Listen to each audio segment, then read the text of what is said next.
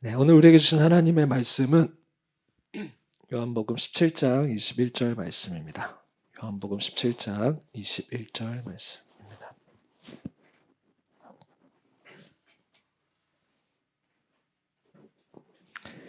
같이 읽겠습니다. 아버지여, 아버지께서 내 안에 내가 아버지 안에 있는 것 같이 그들도 다 하나가 되어 우리 안에 있게 하사 세상으로 아버지께서 나를 보내신 것을 믿게 하옵소서. 아멘. 네, 오늘 제목은 Abide and Go 라는 제목으로 말씀 전하도록 하겠습니다. 오늘 말씀은 마이클 고먼라는 분의 움직이는 포도나무라는 책을 중심으로 살펴보고자 합니다. 책 제목이 Abide and Go, 거하고 나아가라 라는 제목인데요. 이 표현은 영성, 그러니까 하나님과의 친밀함, 그리고 선교, 하나님의 일, 이 두 가지가 따로 떨어진 별개가 아니라 하나다라는 것을 강조하는 이 요한복음의 창조적이고 신학적인 표현입니다. 영성과 선교가 별개가 아니고 하나다라는 거죠. 기독교 공동체에서는 종종 우리 공동체 안에서는 함께 모이고 교제를 하면서 밖의 이웃들, 하나님이 관심을 가지고 계시는 밖의 열방에게 관심을 가지지 않고 사랑하지 않는, 그리고 세상과 단절되는 소위 분파주의자라고 불리는 제자 공동체를 이어가기도 했습니다. 그러니까 교회가 세상과 분리된 거죠. 하나님이 선택하신 이스라엘도 하나님과의 친밀한 관계로 이끄셨지만 그들은 나아가지 않고 오히려 선민의식에 빠져버렸습니다. 그러나 하나님은 타락 이후에 하나님의 백성들에게 바라신 것은 줄기차게 Abide and Go, 거하고 나아가라입니다. 하나님은 아브라함을 부르실 때에도 너는 복이 될지라 라고 하시면서 동시에 아브라함에게 복의 통로가 되라고 하셨습니다. 그 복을 그냥 누리고만 있으라라는 말씀이 아니셨습니다. 반드시 그 복을 가지고 복의 통로가 되어라라고 명령하셨습니다. 우리 그리스도인들은 하나님의 생명에 참여하는 것과 동시에 그 생명을 세상에 전하고 나누는 사명을 수행하는 존재들입니다. 이 두 방향성은 결코 분리될 수가 없습니다. 하나님은 사랑이시기에 모든 인류와 창조 세계를 향해서 사랑 안에서 선교의 목적을 가지고 일하고 계십니다. 그리고 하나님은 하나님의 백성들과 교회가 하나님의 선교에 참여하도록 초대하고 계십니다. 그러나 지금 한국 교회는, 우리 그리스도인들은 이 어바이드에만 머물려고 하고 주님 안에만 머물려고 하고 go, 나가려고 하지 않는다는 것이 문제점이죠. 교회 안에서 개인적인 안위와 신앙생활을 하면서 하나님의 일, 선교는 누군가가 하는 것이라고 생각을 하는 거죠. 그렇지만 이것은 결코 요한복음과 성경에서 이야기하는 그리스도인의 삶은 아닙니다. 이 주제를 가지고 짧게 좀 나눠서 다시 한번 얘기하도록 하겠습니다. 첫 번째는 하나님은 먼저 우리를 상호 내주의 관계로 초대하십니다. 어바이드, 그 관계로 초대하십니다. 우리 안에 거하기를 원하시는 거죠. 성경은 창조 이전부터 삼위일체 하나님의 교제에 대해서 말하고 있습니다. 요한복음 17장 5절 말씀을 같이 한번 읽겠습니다. 시작. 아버지여, 창세 전에 내가 아버지와 함께 가졌던, 지금도 아버지와 함께 나를 영화롭게 하옵소서. 네, 이 말씀처럼 예수님은 성부 하나님, 성령 하나님과 함께 창세 전부터 교제하고 서로 안에 거하시며 서로의 영화를 가지시며 함께 생활하셨습니다. 요한복음 17장 21절 말씀에 보면 아버지여, 아버지께서 내 안에 내가 아버지 안에 있는 것 같이 라고 하시면서 상호 내주의 교제를 이야기하고 계십니다. 하나님은 이렇게 삼위일체 하나님 안에서 이루어지는 이 상호 내주의 교제를 우리에게까지 확대시키기를 원하십니다. 그리스도인들은 모두 이 신적이고 친밀한 관계에 초대하십니다. 이것을 원어로는 페레코레시스라고 부르는데요. 페리코레시스. 우리말로는 상호내주라는 말입니다. 페리코레시스, 상호내주. 이 단어는 삼위일체론에서 사용되는 용어인데 서로 상호 침투하면서 순환하는 역동적인 관계, 그리고 분리되지 않은 연합을 가리키는 개념입니다. 그러니까 손에 손을 잡고 원을 그리며 춤을 춘다는 의미예요. 굉장히 친밀해 보이죠? 손에 손을 잡고 원을 그리며 춤을 춘다. 그리고 서로 안에 거하며 하나의 생명과 사역을 공유한다라는 의미입니다. 페리코레시스, 상호내주. 요한복음 17장에 보면 예수님께서 제자들을 위해서 기도를 하시는데 이때 아버지와 아들의 이 페리코레시스적인 교제 안으로 우리 당신의 제자들이 들어오게 되기를 기도하십니다. 17장 26절 같이 읽겠습니다. 시작.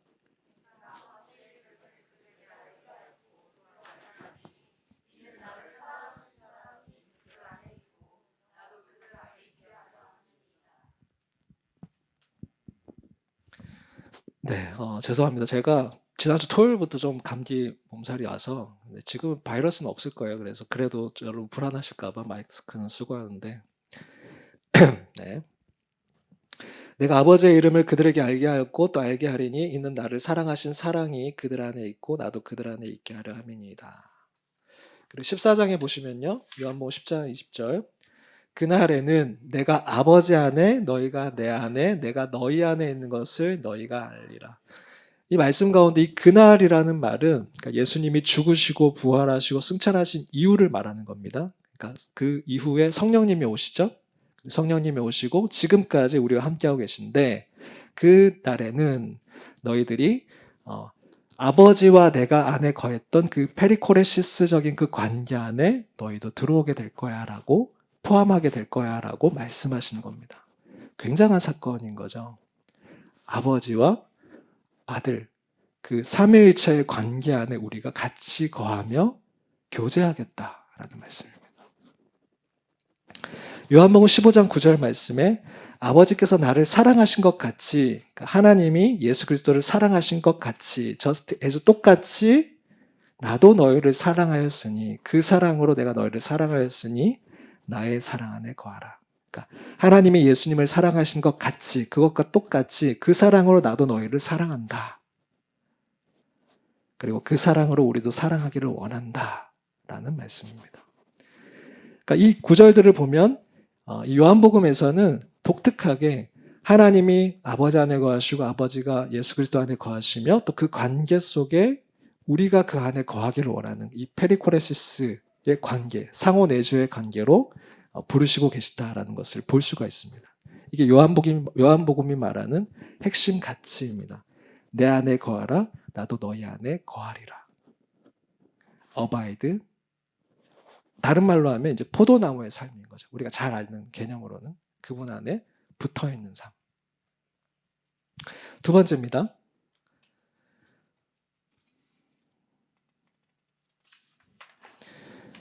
우리의 구원은, 자, 이렇게 된 우리의 구원은 여기서 끝나는 것이 아니라 하나님의 선교로 반드시 이어지게 되어 있습니다. 근데 많은 경우는 여기까지 생각을 하는 거죠. 우리가 그분의 사랑 안에 구원받고 그분 안에 거하고 예배드리고 근데 거기로 끝나는 거죠. 근데 여기서 끝나는 것이 아니라 요한복음은 분명하게 얘기하고 있습니다. Abide and go. 선교로 반드시 이어지게 된다라고 얘기하고 있습니다. 우리의 구원과 상호내주의 관계는 반드시 선교로 이어집니다. 우리가 주님 안에 그 사랑을 누리는 것은 나를 포함해서 세상 역시 이 사랑을 알게 하기 위함이며 세상 역시 이 상호내주의 관계, 페리코레시스 안으로 들어오게 하기 위함이다라는 겁니다. 아버지가 우리를 구원하신 목적이 거기에 있다라는 거죠. 요한복음 17장 21절 말씀 읽겠습니다. 시작. 아버지여, 아버지께서 내 안에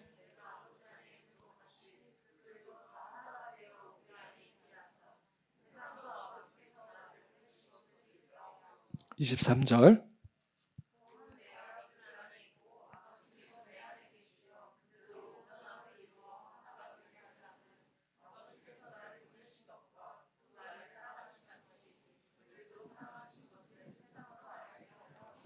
네.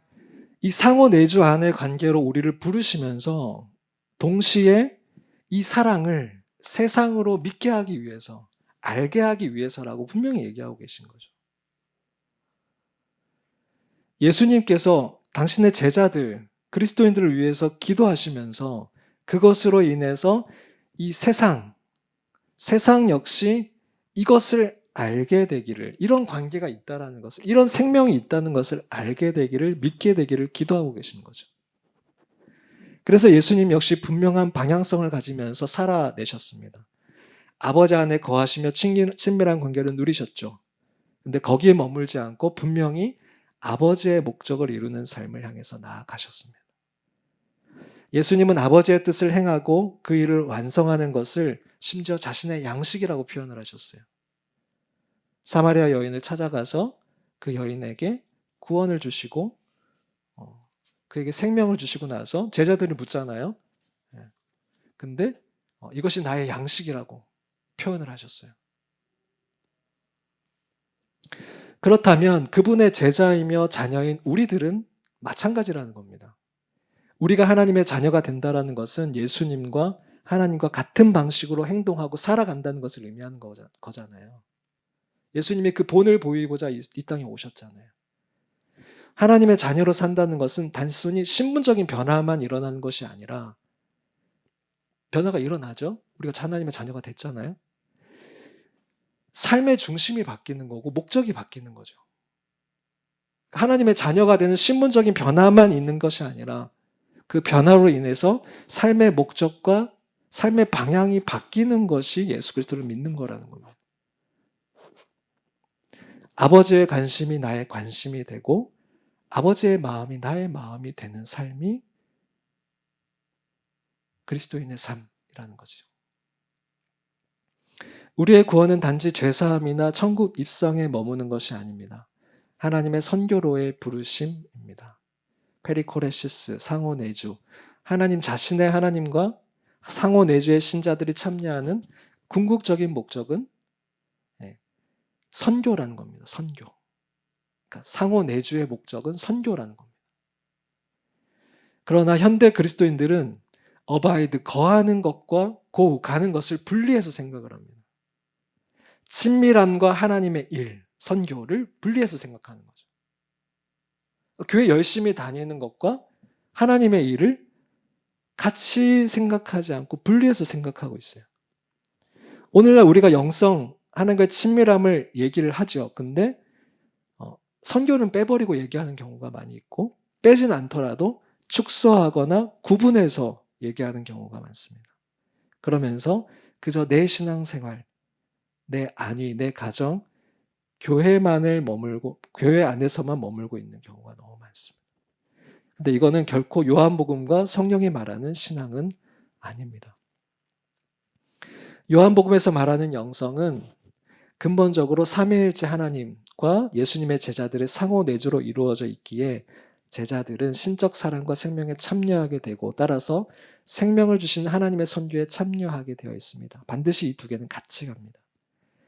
그렇게 함으로써 제자들은 하나님의 자녀로서 하나님의 닮은 모습을 드러내게 되고, 또한 성령의 역사를 통해서 하나님의 아들을 닮아가면서 점점 더 하나님을 닮아가는 모습들을 세상에 드러내게 됩니다.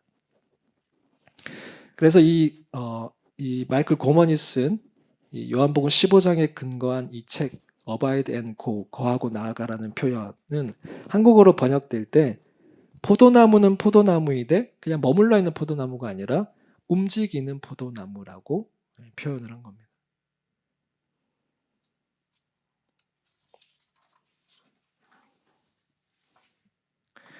한편으로는 교회와 우리가 선교를 하잖아요. 그러니까 청년 선교 하잖아요. 여러분도 청년 선교의 한 피스가 되어 주십시오. 선교를 함에 있어서도 하나님과의 상호 내주, 페레코레시스가 필수적이라는 겁니다.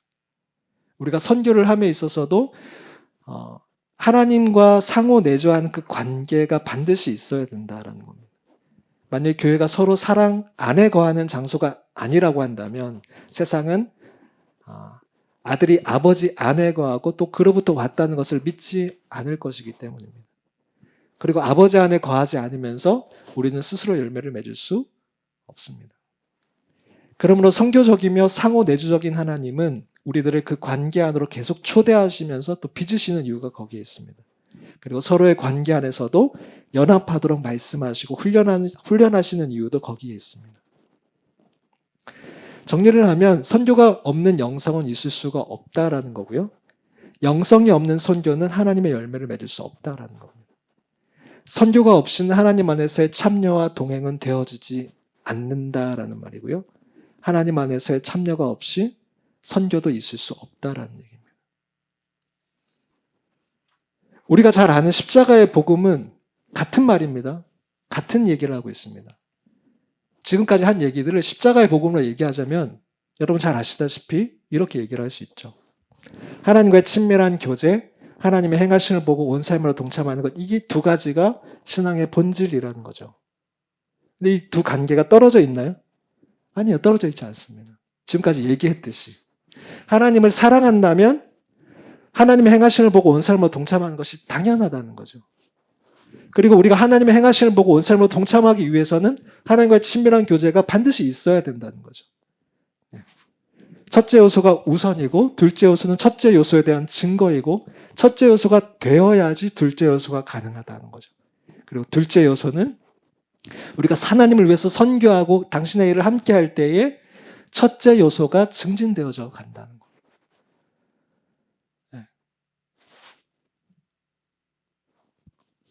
근데 많은 경우 많은 청년들을 만나고 하면 하나님과 친밀한 교제, 예배를 좋아하는 친구들은 있지만 이것이 하나님의 일, 당신의 일이 나의 일이 되고 내 삶의 방향이 바뀌고 목적이 바뀌고 선교사가 모두가 되라는 게 아니라 선교적 삶이 그게 아니잖아요. 하나님이 보내신 그곳에서 온 삶으로 아버지 행하심을 보고 온 삶으로 동참하는 그 삶을 사는 것이 되어지지 않는 그런 개념이 멀리 있는, 떨어져 있는 경우가 너무 많다라는 겁니다. 세 번째, 아버지의 일이 내 일이 되는 삶. 자, 그러면 아버지의 일이 내 일이 되는 삶은 뭐냐? 다른 말로 하면 아버지의 선교가 아버지의 일이니까요. 아버지의 선교가 나의 일이 되는 삶. 위와 같이 하나님의 자녀로서의 핵심이 무엇이었습니까? 친밀한 교제, 그리고 아버지의 일이 나의 일이 되는 삶이었습니다. 여러분, 사랑하면은 그 상대방의 관심이 내 관심이 됩니까? 안 됩니까? 됩니까? 안 됩니까? 됩니다. 너무 당연한 거예요. 너무 당연한 거예요. 세상에 막 저기서 멀리서 막 전쟁이 벌어져도 내가 사랑하는 사람이 손가락 다친, 팔 다친 게 더 큰 거예요, 사실은. 그렇게 느껴져요. 그게 사랑이에요. 관계예요. 친밀한 관계. 제 아들이 어렸을 때예요. 어렸을 때 1살 연상의 누나를 짝사랑했어요.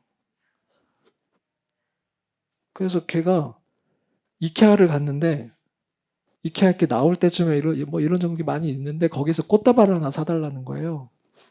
네가 이게 왜 필요하냐? 그때가 얘가 5살인가 그랬었거든요. 네가 이게 왜 필요하냐?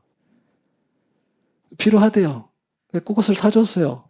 그 꽃을 가지고 저는 사역한다 바빠가지고 몰랐는데 얘가 무릎을 꿇고 그 누나한테 이렇게 해가지고 나랑 결혼해줘 라고 했대요. 누나가 받아줬대요. 네. 프로포즈는 이렇게 하는 거예요. 어제 누가 프로포즈를 막 숙제처럼 얘기하시던데. 해치웠다고. 그리고 나서 이제 같이 밥을 먹었어요. 그러면서 걔가 진지하게 저한테 얘기를 하더라고요. 아빠, 내 결혼식이 올 거야? 제가 뭐라고 했을까요? 야, 아빠가 지금 얼마나 바쁜데, 지금 감기인데도 지금 설교해야 돼. 막 이렇게 했을까요? 못 가 이랬을까요? 아니에요. 장난이지만, 당연히 가지. 당연히 가지. 당연히 가야 되는 거 아니에요? 아들 결혼식인데? 사랑하는 사람의 관심은 내 관심이잖아요. 당연한 거예요.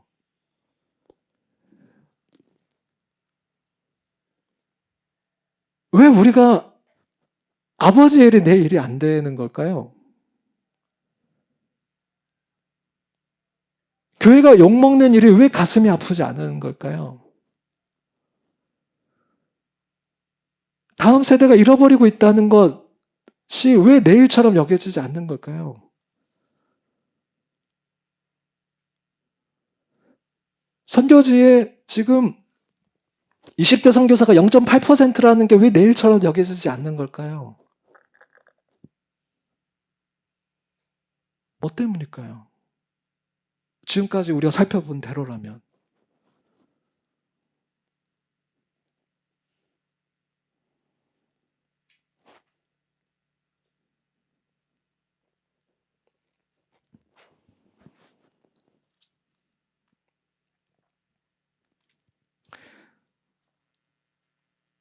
언젠가 뉴스에 제가 그런 뉴스를 본 적이 있습니다. 축구 경기가 있는 날이었는데 치킨집에 치킨 주문이 폭주를 했어요. 근데 그 일하는 사람이 주문 받는 그걸 꺼버렸어요. 너무 치킨 주문이 많이 들어와서. 아르바이트생이었어요.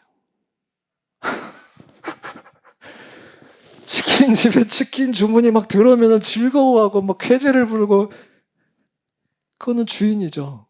주인은 그러겠죠. 근데 아르바이트생은 그 치킨 주문을 꺼버렸어요. 아, 왜 이렇게 치킨 주문이 많이 들어오는 거야? 나 피곤한데. 무슨 차이입니까?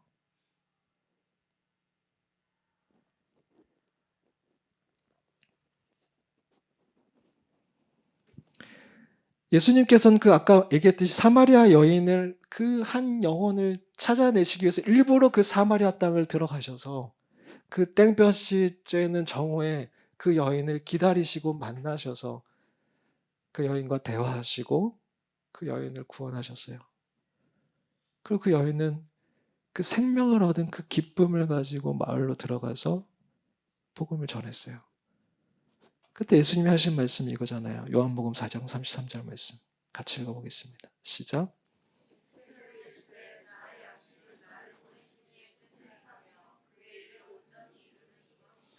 네, 나 밥 안 먹어도 배불러. 나 이 여인의 생명을 구했어. 허기지고 허기지고 목마르고 목마른, 그래서 살아가는 게 살아가는 것 같지 않은 이 여인의 생명을 내가 구했어. 나 안 먹어도 배불러. 그게 예수님의 마음이셨거든요.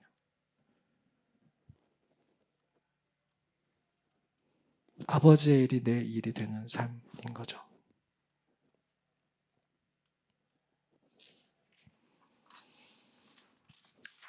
4번, 아버지의 일이 나의 일이 되려면 우리에게 주신 이 사명, 꿈, 하나님의 그 꿈을 끝까지 따라가려면 두 가지만 보면요. 첫 번째는 나의 의제가 내려져야 합니다. 자기 중심성이 내려져야 돼요. 나를 사랑하는 게 내려져야 돼요. 이게 되지 않으면 아버지 일 좋죠. 근데 나의 일이 앞서게, 이 충돌이 되면 아버지 일과 나의 일이 충돌하게 되면 나의 일을 따라가게 돼요. 우리 안에 자동적으로 생기는 그게 있잖아요. 계산기가 있잖아요. 어떤 일이 딱 벌어지면 계산기가 돌아가잖아요. 이게 나에게 이득이냐 아니냐. 어떤 섬김의 요청이 오면, 아니면 선교의 요청이 오면 계산기가 돌아가잖아요. 이게 나에게 이득이냐 아니냐. 그러니까 아까 전에 그런, 저는 몇 번이고 봐도 막 가슴에 뛰는 것이 있는데, 만약에 아까 그 5분짜리 영상을 보고 나서 아무런 감동이 없고 아무런 기도 제목이 생각나지 않는다라면 내 안에 이미 계산이 끝난 거죠. 저건 나랑 상관없는 일이야. 난 계산해보니까 저건 내 계산에서 벗어나는 일이야. 저게 아버지가 관심을 가지는 일인지 아닌지와 상관없이 그냥 내가 계산해서 이게 나에게 이득이냐 아니냐.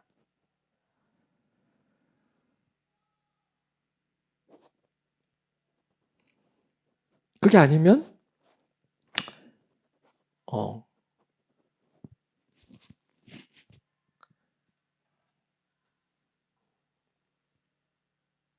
조금 더 나아가서 그러니까 이게 불이익이냐 이익이냐 이게 아니라 그냥 그 중간 단계 정도는 내가 섬겨줄 수 있는데 나에게 아무런 일이 뭐 손해가 일어나지 않는 정도는 내가 섬겨줄 수 있지만 근데 내가 어, 어, 내 삶에 방해가 되거나 아니면 내가 이 일을 했을 때 나에게 큰 피해가 있는 그 일들에 대해서는 어, 전혀 생각지 않는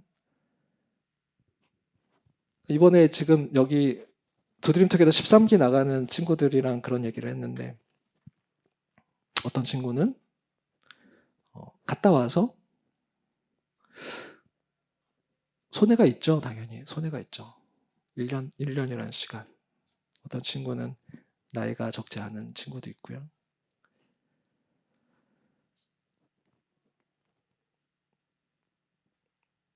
근데 그런 결정 가운데 내가 계산기를 되돌아보고 이게 나에게 이득이 있느냐 아니냐 아니면 불이익까지는 아니더라도 득도 실도 아닌 뭐 크게 남는 것도 잃는 것도 아닌 그 이익과 손해의 경계 속에서 좀 재보다가 이건 좀 아니다 싶으면 포기하는. 만약 이게 여러분을 사랑하는 사람과의 관계라면 여러분 이런 사람과 결혼하겠습니까? 이게 막 무슨 일이 있을 때마다 계산기 두드리고 이게 나에게 이익인가 아닌가? 아니면 이건 뭐 손해까지는 아니지만 뭐 이득도 아니고 뭐 손해도 아니고 뭐 이 정도는 내가 해줄 수 있지. 그런 사람과 결혼하겠냐고. 하나님이 아까 첫 번째 그건 뭐였어요? 상호 내주의 관계였잖아요. 서로를 위하는 관계. 고린도서 13장 5절 말씀에 사랑은 뭐라고 표현이 되어 있습니까? 물에 행하지 아니하며 자기의 유익을 구하지 아니하며 이게 사랑이거든요. 근데 우리는 하나님 앞에서 얼마나 자기의 유익을 구하냐고요. 사실 아까 전에 그 십자가의 복음의 첫 번째 단계에서 우리가 계속 걸리는 거죠. 사실 진짜 사랑한다라면 우리가 하나님 앞에서 자기의 유익을 구하지 아니할 텐데. 때문에 우리의 의제가 내려지지 않으면 자기 사랑이 내려지지 않으면 결국 하나님의 의제와 나의 의제가 충돌할 때 결국 우리는 나의 의제를 선택하게 된다라는 겁니다. 그럼 우리는 하나님의 일이 나의 일이 될 수가 없는 거죠. 때문에 성경은 예수님은 이런 계산기를 내려놓는 자리로 나아오라고 말씀하시는 겁니다. 마가복음 8장 34절에 아무든지 나를 따라오려거든 자기를 부인하고 자기 십자가를 지고 나를 따를 것이니라. 누가복음 14장 26절 27절 말씀 같이 읽겠습니다.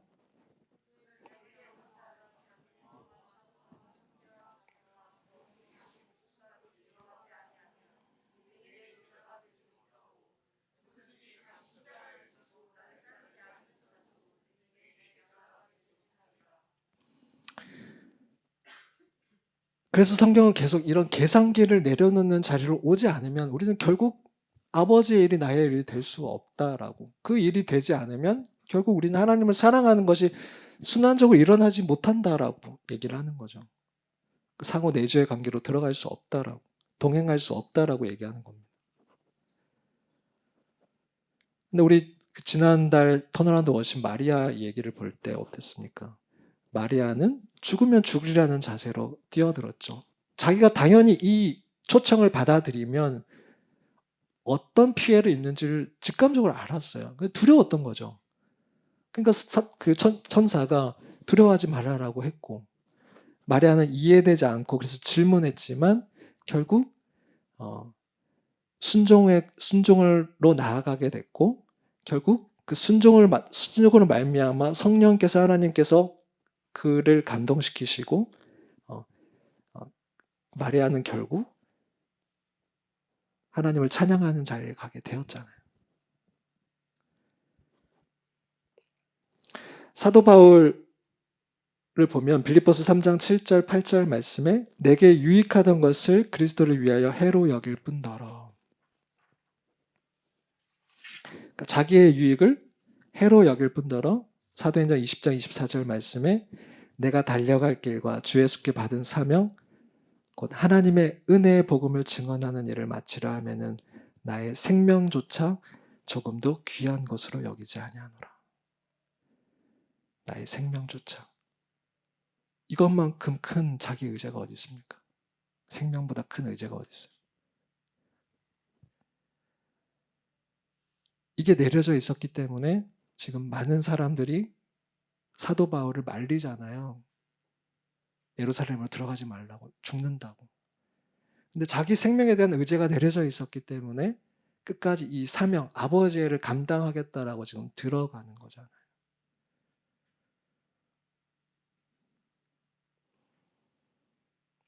이 생명에 대한 의제가 내려지지 않았다라면 사도 바울은 끝까지 이 사명을 감당하지 못했을 테죠. 바울은 유대인에게 다섯 번이나 매를 심하게 맞았고 태장을 3번 맞았고 돌로 맞았고 3번 배가 파손했고 생명을 잃을 뻔한 일이 수십 번 있었고 자신의 사도됨을 수없이 변론해야 됐고 개척한 교회로부터 비판도 받아야 했는데 이 생명, 자기가 높임을 받는 것, 사도로서 인정받는 것, 이런 의제가 내려지지 않았다라면 이 사명을 끝까지 감당할 수 없었던 거죠. 자기 의제, 자기 사랑이 내려져 있었기 때문에 끝까지 사명을 따라서 아버지의 일이 나의 일로 여기면서 선교를 해나갈 수 있었던 겁니다. 하나님은 이런 자를 찾고 계십니다.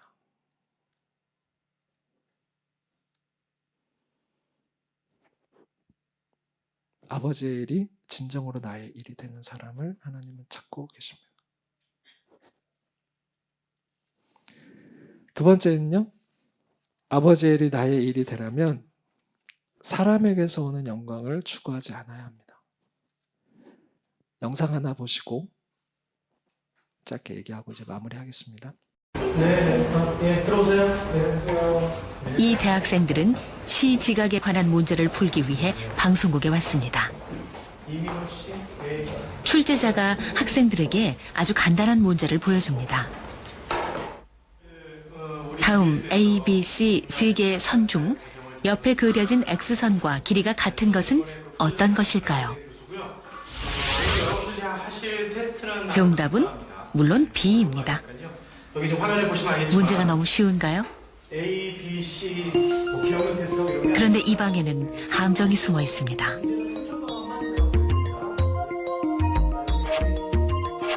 마지막 의자에 앉은 한 명을 뺀 나머지 6명은 실험을 도와주러 온 연기자들.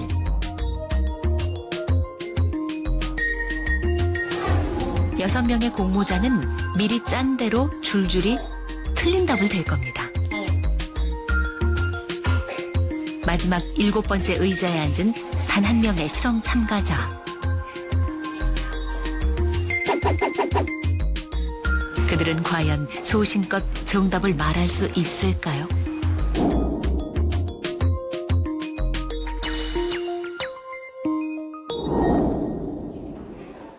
실험이 시작됩니다. 방에 들어온 동환 씨는 아무것도 모른 채 출제자가 시키는 대로 마지막 7번째 의자에 앉습니다. 네, 반갑습니다. 자, 여기 A, B, C 세 선이 있고요. X선이 있죠? X선하고 똑같다고 생각되는 것을 기초한테 말씀해 주시면 되는 거예요. 네, 간단하죠? 네, 이건 뭐 너무 쉬운가요? 피식 웃는군요. 그런데 네, 정답은 A입니다. A, 다음. 정답은 A입니다. 다음. 정답은 A. 이런 정답이 A라뇨? 혹시 잘못 본 건 아닐까요? 정말 이상합니다. 정답은 A입니다. 정답은 A입니다. 이제 마지막 동환 씨가 답할 차례. 정답은 B입니다. 다행히 첫 번째는 제대로 답했군요. 갑자기 다음 문제를 뚫어져라 쳐다보는 동환 씨. 예, 한번 보시죠. 다음 B입니다. B. 예. 다음 정답은 B입니다. B. 이번에도 틀린 답을 말하는 사람들. 이상한지 자꾸 동환 씨가 옆 사람들을 흘게 쳐다봅니다.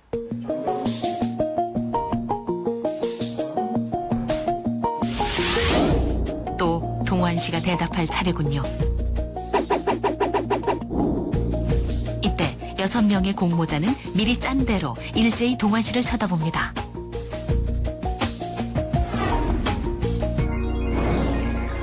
과연 동환 씨는 이 압박을 이겨내고 정답을 말할 수 있을까요?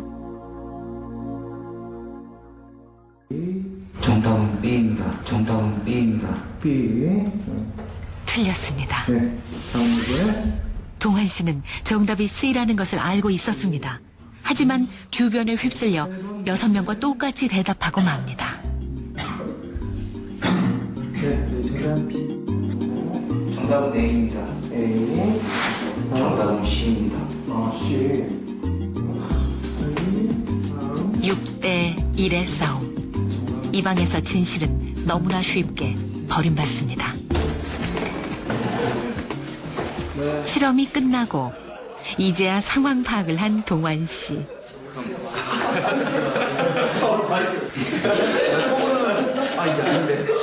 이게 아닌데 왜 이럴까 생각하다가 저는 혼자 신데 B로 뭐라 하시는 거예요. 혼자 바보게 되기가 싫어갖고 따라가자 그냥 따라갔죠. 만약에 혼자만 다른 답을 이야기하면은 어떻게 될 것 같은 느낌이 있었어요? 남들은 정상인데 저는 비정상. 자꾸 다 똑같은 거 말하니까 헷갈렸는데 내가 잘못 봤구나 그렇게 생각했어요. 다 이상하게 생각했어요. 제가 이상한 것 같기도 하고, 다른 사람은 다 이상한 것 같기도 하고. 왠지 틀리면은 왠지 다른 사람한테 신경 쓰일 것 같기도 하고. 괜히 튀는 게 싫어서. 그냥 이렇게 묻어가자 이런 식으로. A가 맞는 답이면 다른 사람이 다 B라고 얘기했더라도 A라고 얘기할 거라고 얘기하지만 그 사람들을 그 실험실에다 똑같이 넣어놓으면 그때는 심지어 70% 가까이가 그냥 틀린 답을 얘기하고 끝내버린다는 거예요. 사람들이 다른 사람으로부터 배제되는 경험을 하게 되면 우리의 뇌에서 어느 부위가 활성화가 되냐면 신체적으로 우리가 아픔을 당할 때 활성화되는 그 부위가 활성화되는 똑같은 부분이. 그러니까 그게 뭘 보여주냐면 인간은 기본적으로 다른 사람들과 관계를 맺고 그 사람들 속에 포함되려는 아주 강력한 동기가 있다는 거죠. 어떻게 보셨습니까? 개인이 다수의 의견에 얼마나 쉽게 동조하고 순응하는지를 보여주는 대표적인 실험, 솔로몬 애쉬의 동조 실험이었습니다. 대부분의 사람들이 다수에게 동조되는 것은 사회적 관계 유지, 소속감, 거절감, 그리고 사람들에게 인정받고자 하는 마음 때문입니다. 그래서 우리 그리스도인들과 기독 청년들이 대학이나 사회에 나가면 세상의 가치와 성격적 가치에 부딪히다가 헷갈리기 시작합니다. 분명히 맞았는데 이게 헷갈리는 거죠. 나의 일을 위해 사는 것이, 내 안위를 위해서 사는 것이 너무나 당연하고 믿는 사람들과 6대1의 싸움인 거예요. 세상뿐만 아니라 교회 안에서도 마찬가지입니다. 6대1의 싸움. 우리가 괴짜로 살아가자는 말이 아니잖아요.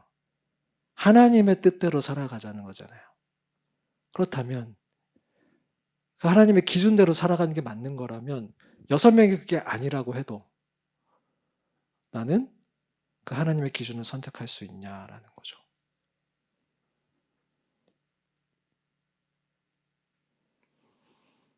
그 물결이 흘러가는 대로 흘러가지 않고 역류하기 위해서는 내가 알고 있는 것이 정말 맞는지 여러분 확인하셔야 됩니다. 내가 믿고 있는 것이 정말 맞는 것인지. 근데 그게 맞는 거라면, 그게 하나님의 기준이라면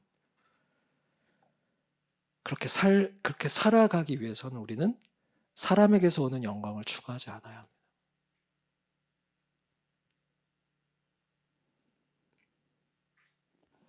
하나님으로부터 칭찬받고 그리고 사람들에게도 칭찬받는 게 동시에 가면 결국 결정적인 순간에는 사람들의 칭찬을 바라게 됩니다.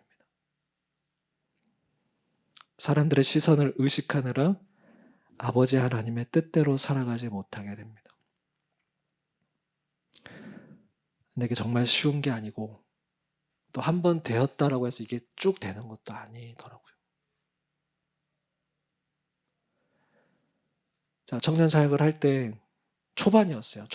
청년 사역을 초반에 할 때 수련회가 끝나고 너무 하나님이 함께 하셨고 너무 감사해서 쉬고 있었는데 그때 당시에는 이제 젊은이들도 페이스북을 이렇게 할 때였거든요. 요즘에는 인스타를 많이 하시지만 그 페이스북에 이제 수련회에 대한 후기들이 이제 올라오는 거예요. 청년들이. 그러면 처음에는 얘네가 이렇게 은혜 받았구나. 너무 감사하다. 하나님께만 시선이 가 있다가 점점 그 좋아요에 시선이 가기 시작하는 거예요. 몇 명이 좋다고 그래. 수련회가 몇 명이 좋다고 그러는 거야. 몇 명이. 그리고 그 좋아요를 누른 데 없나 또 한번 찾아가 보는 거예요. 또. 그 좋아요를 찾고 있는 거예요. 하나님이 하신 이 일에 대해서. 그때 제가 아차 싶어가지고 바로 무릎을 꿇었어요. 하나님한테 혼날 줄 알았어요. 너 뭐하냐? 하실 줄 알았어요. 근데 하나님이 그때 저에게 하셨던 말씀이 첫 마디가 수고했다였어요. 수고했다. 그런데 성민아, 너는 나의 칭찬에만 집중해주면 안 되니? 안 되겠니? 네가 사람의 칭찬을 집중하다 보면 결국 내가 아니라 사람을 따라가게 되어 있어. 그럼 제가 다음에 수련회 할 때 어떻게 하면 얘네가 좋아할지, 청년들이 좋아할지 거기에 집중을 하겠죠. 하나님보다.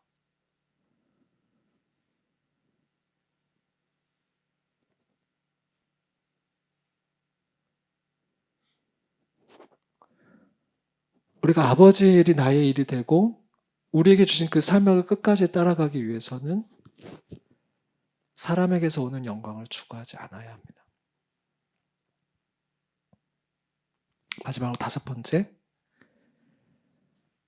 이렇게 우리를 내려놓는 것이, 내 자신을 내려놓는 것이 결국 나를 얻는 길입니다. 아까 가장 큰 자기 의제가 생명이라고 했는데 그 생명을 내려놓는 것이 결국 생명을 얻는 길입니다. 성경은 분명히 얘기하고 있습니다. 마가복음 8장 34절 35절 읽겠습니다. 시작. 무리와 제자들을 불러 이르시되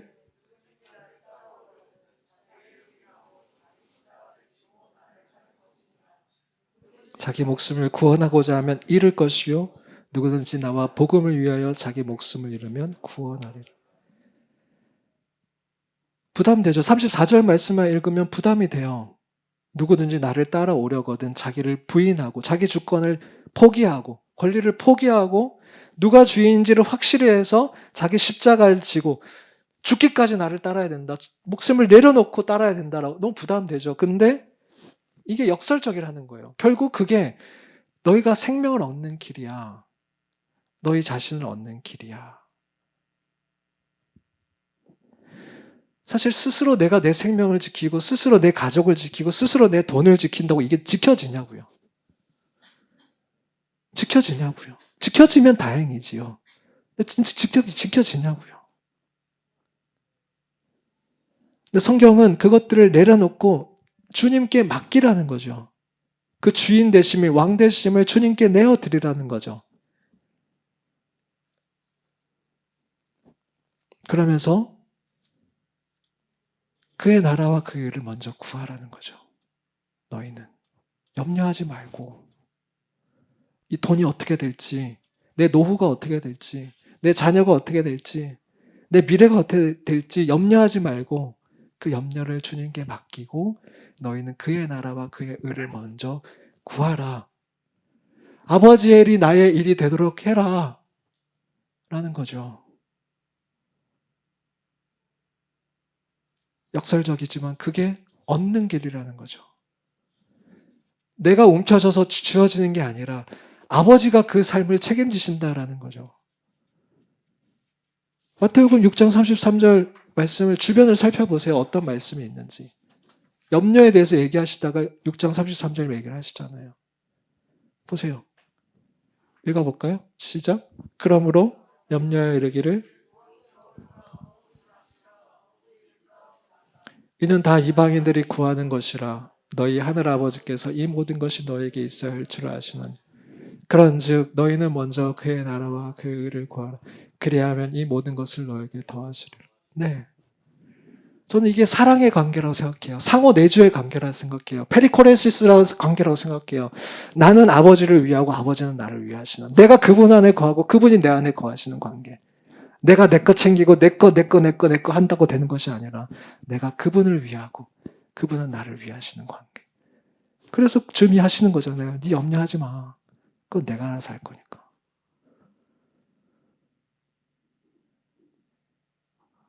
그분이 나의 진짜 아버지시라면, 그분이 내 안에 거하신다라면, 내가 그분 안에 거한다라면 이것들을 왜 염려하냐는 거예요.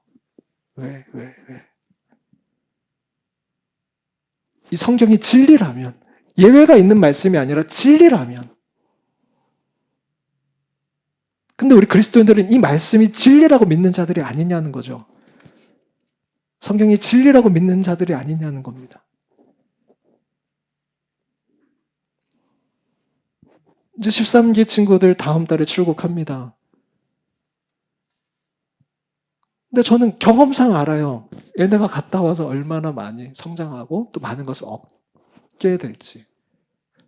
이 친구들 마음에는 내심 걱정도 있겠지만, 근데 신앙생활을 해보신 우리 선배님들은 아시잖아요.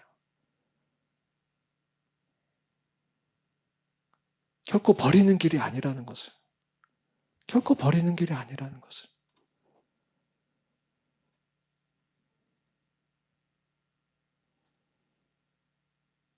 선배님들은 내가 가고 싶다 이러실 것 같은데. 내가 가고 싶다 나도. 결코 버리는 길이 아니라는 걸요. 뭐 이것뿐만이겠어요.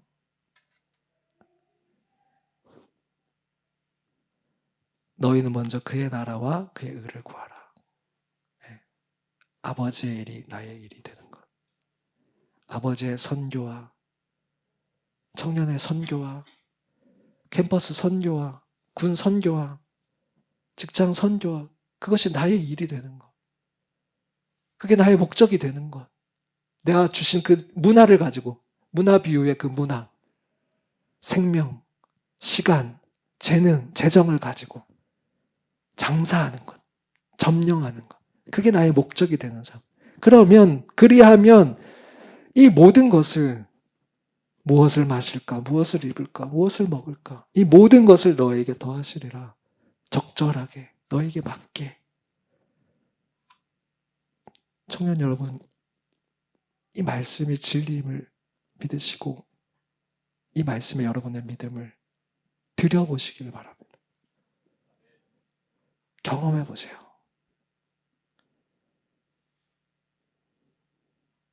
아는 만큼 갈 수 있어요. 그리고 세상은 더 6대1 정도가 아니라 6,000대 1, 6만 대 1로 이제 밀려올 건데 여러분은 그 흐름을 역류해 가셔야 되는 분들이에요. 그러면은 명확하게 알아야 돼요. 이게 진리인가 아닌가. 맛보아 알아야 돼요. 경험해 보아야 알아야 됩니다. 그 경험이 또 다른 경험을 하게 만들고 순종하게 하고 또 하나님을 알게 하고 그렇게 나아가게 할 거니까요.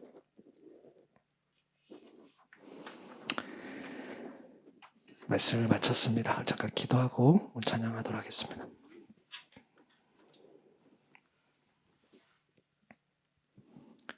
하나님 감사합니다.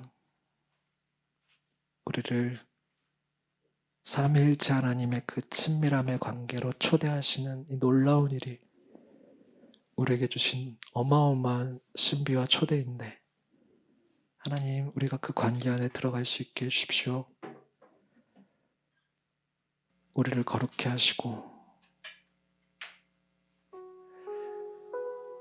우리의 의제를 내리게 하시고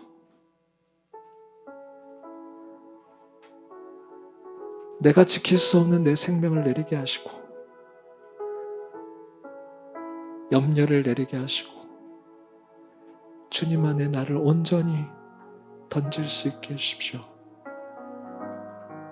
주님이 어떤 분이신지, 얼마나 나를 사랑하시는지, 나를 괴롭히시는 분이 아니라 나를 얼마나 사랑하시는 분인지, 선하시고 전지하시고 전능하신 분인지, 그분이 나의 아버지이심을 우리가 믿고 나를 던질 수 있게 해주십시오.